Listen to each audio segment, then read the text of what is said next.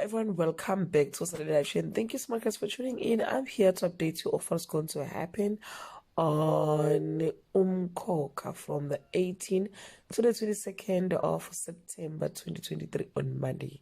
While Manzimande bears the shame of appearing on newspaper front covers as the deranged widow who accuses the congregation of killing her husband, Mlungisi shows her full support and she feels heard, which might just repair their relationship on Tuesday. Mlungisi convinces Sphamandla that they need to sit their mothers down.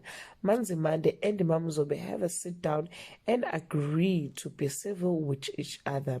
A random lady praises Mabusi's womb, and later she and Sphamandla learns that they are pregnant on Wednesday. Mlungisi and Nokbonga learns that they are pregnant, but Mtsembu's picture falls and shatters before they can share the news with everyone on Thursday. The curse finds its way to Mkhulule and nothing but darkness prevails on Friday.